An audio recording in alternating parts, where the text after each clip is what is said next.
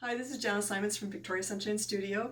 Normally when I have a client come into my studio and they bring me a quilt, I can go over the thread choices and what the different thicknesses and everything while they're here.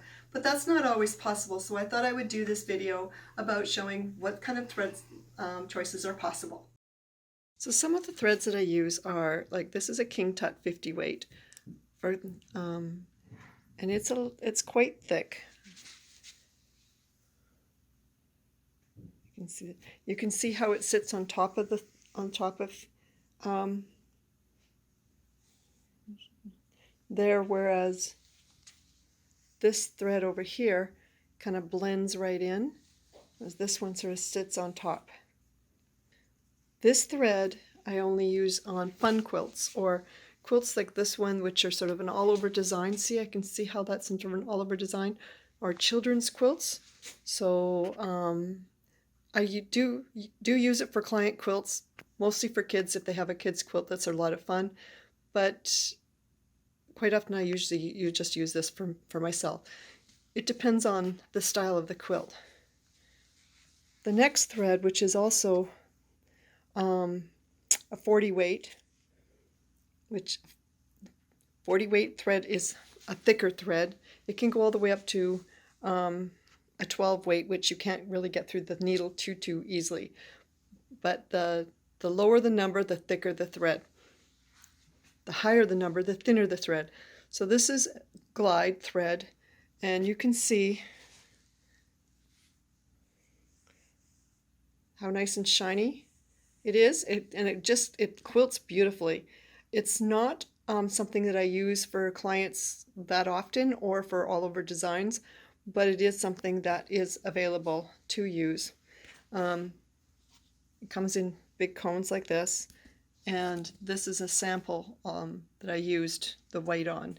The next thread, or the thread that I used almost 95% of the time, is this one here. It's a So Fine 50. It is a thinner thread than both this one or the King Tut. Let's move those over there.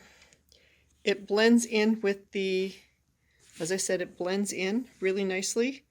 You can see it down here.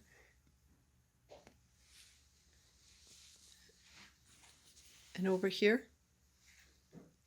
So 95% of the time I will be using this thread. It's So Fine 50, it's a 50 weight polyester thread, but that's what I will be using on your quilt. I sometimes have used cotton thread. The problem with cotton thread, or 100% cotton thread, which I have used, it does tend to fray with the friction of the long arm.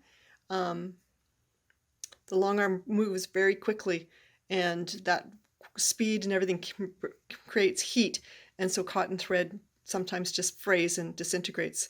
So it's a little more difficult it's doable, but it's a little more difficult. And the last thread that I don't use all that often but is available is what's called bottom line. It is a 60 weight thread, which is quite thin. You can barely see it. I don't know if you can see that, but it's quite a bit thinner than this one.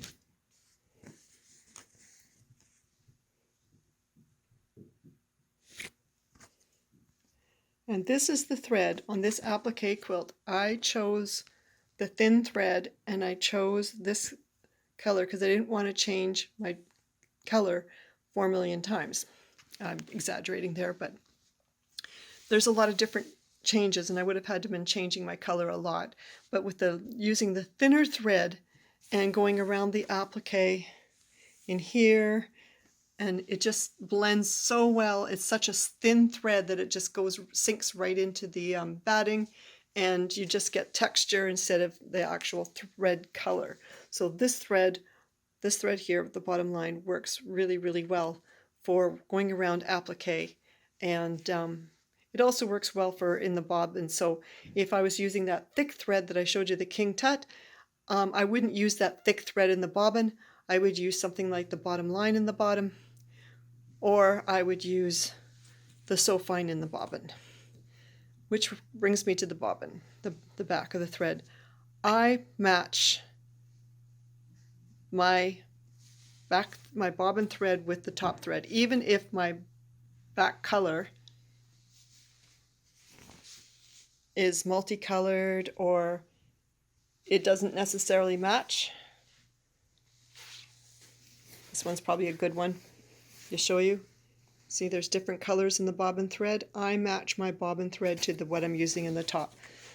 And the reason I do that is because no matter how hard you try, let's focus on here.